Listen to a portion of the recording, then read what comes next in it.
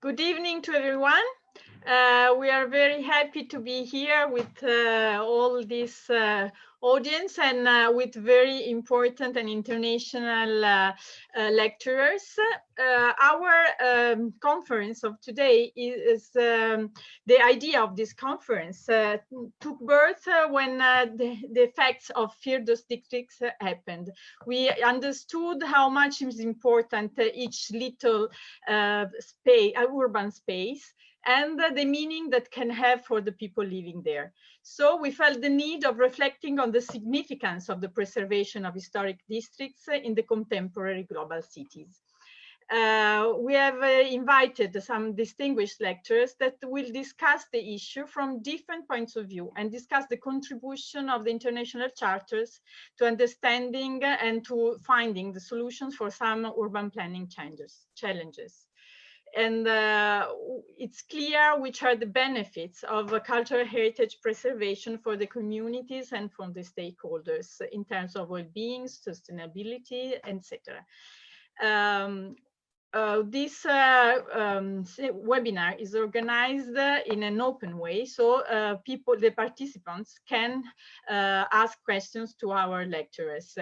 Please write the question in the chat, and I will be glad to forward your questions to our lecturers.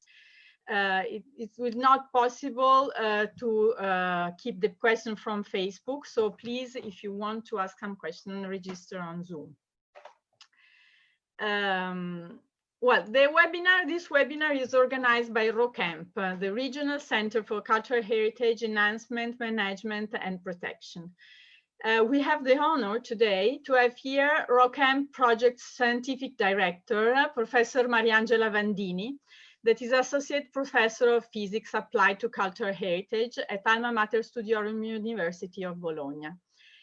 She will present to us the idea on the basis of the ROCHEMP project. Please, Mariangela, the floor is yours.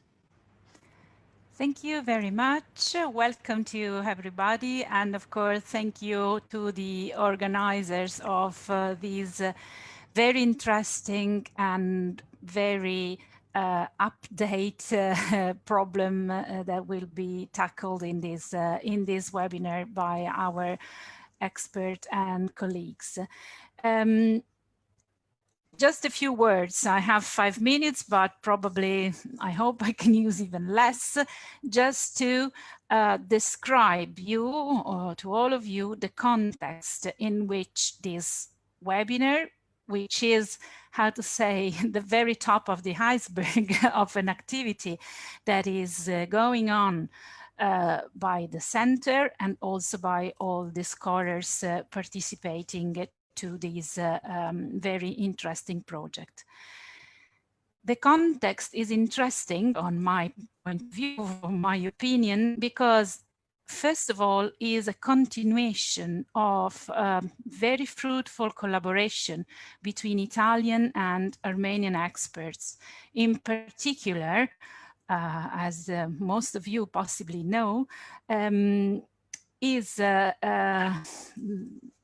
further step of a few projects that have been carried out mainly from the Politecnico of Milano.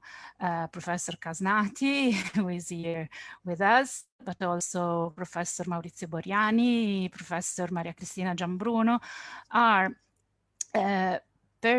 experts, scholars who worked with the Armenian culture, I should say, and put the basis for this present project. We are very glad to have the chance to collaborate with our colleagues, especially in the sector of architecture. And our colleague from the University of Bologna, in particular Professor Pretelli and Professor Zampini, are the colleagues carrying out the part linked to urbanistic issues and architectural matters.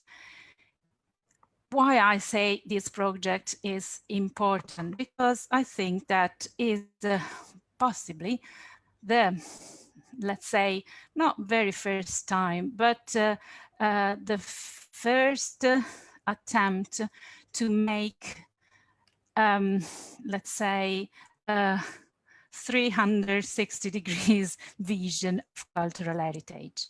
In fact, this center, which was established, I go on the very, how to say, interesting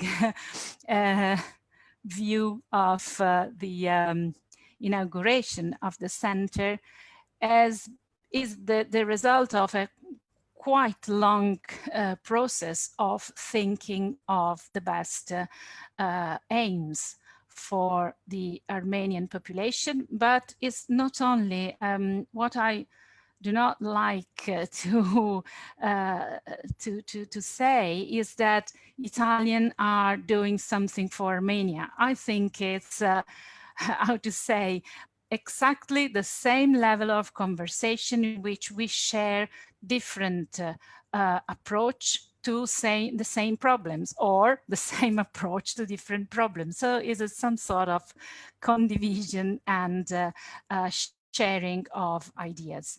So the center was inaugurated, well, 2 years ago, and is still working, and we think that we should count also on future perspectives. What are the aims of the center? Is to create a coordinating body, which means that architecture, books, paintings are different way to talk about the same idea, which is our culture and our tradition. So this culture, this tradition cannot be just treated with, let's say, a specific approach, but we need to create a general network and framework. So what is necessary to preserve and enhance cultural heritage? Cultural heritage must be managed, people must be trained, cultural heritage must be protected by regulations, and must be communicated, because otherwise it remains some sort of hidden secret. This cannot be only done on a local level, but should be shared on a regional level. That's why in this context, and today also, we are opening our activity to different countries. So the partners of this project are Alma Mater Studiorum University of Bologna, as we said, also the Ministry of the former Ministry of Culture of the Republic of Armenia. Now it's a more complex ministry. This was the former entity with which we signed the agreements, and is supported and financed also by the Italian Agency for Development and Cooperation of the Foreign Affairs Ministry.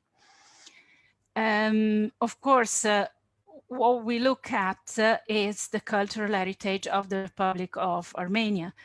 And we would like to involve experts, operators in the fields of conservation of cultural heritage, not only in Armenia, as I said, but also in the region and even more widely.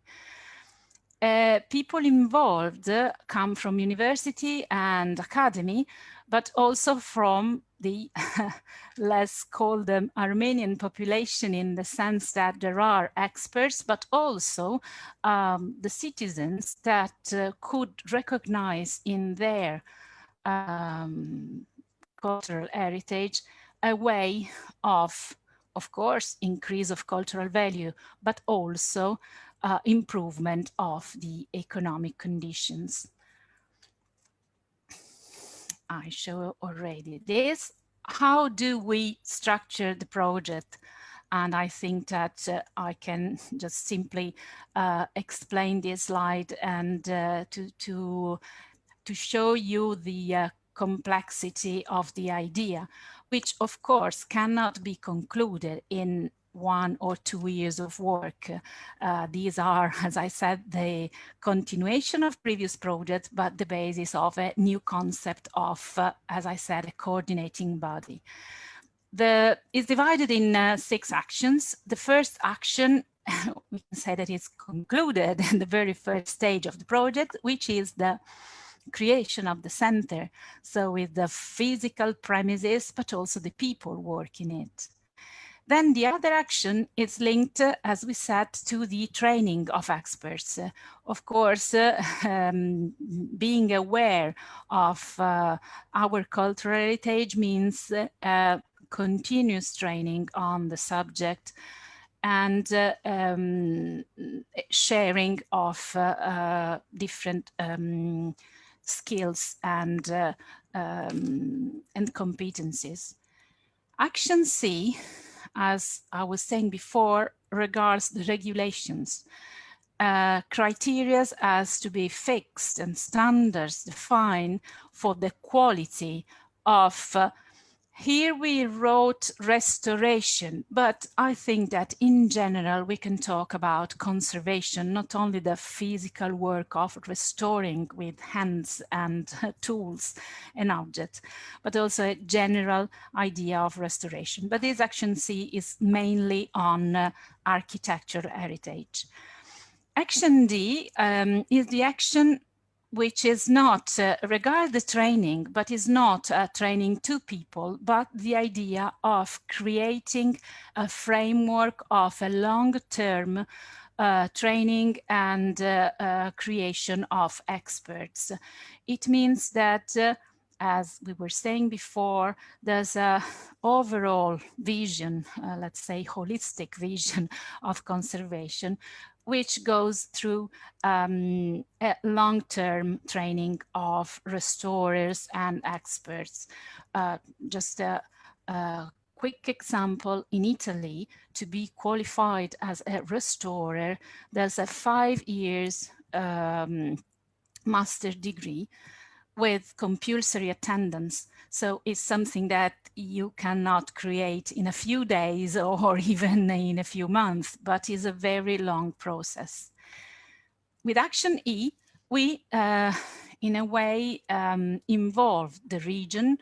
And this webinar, for example, is in Action E and F, which means that services like webinars, meetings, or even on the site activity can be organized in this framework. And then what we consider, let's say, some sort of general vision of what we are doing, which has not to be closed in a drawer or in a room, but must be communicated and made available to all the people. And through the website, the Facebook and other social media, we try to communicate all the activity we are doing and involve people in asking questions, make advice, and try to, let's say, share our ideas and be open to all suggestions. I just want to show you, but you know, most of the people from the staff. This is the Armenian staff. This just a few words to thank you, our colleague in Italy, the University of Bologna. Just give me a few minutes to show you just quickly the names. And of course, I thank you very much for your attention. And I hope to enjoy this webinar. I'm sorry, I was telling before that I have a personal commitment in about an hour, so I might have to go away for half an hour, but I'll be back. And also be ready for questions, even if my presentation, as I said, is a very general presentation of the context. thank you very much. And I should say Shnora Kalotun, even if I haven't been in Armenia since January, but I remember to say grazie also in Armenian. Thank you very much. Thank you very much, Mariangela. Is a very ambitious project, and I think that the result of this work will last long in Armenia, and we hope that there will be the chance to continue the project also after after the conclusion of the financing from the Italian Ministry of Foreign Affairs.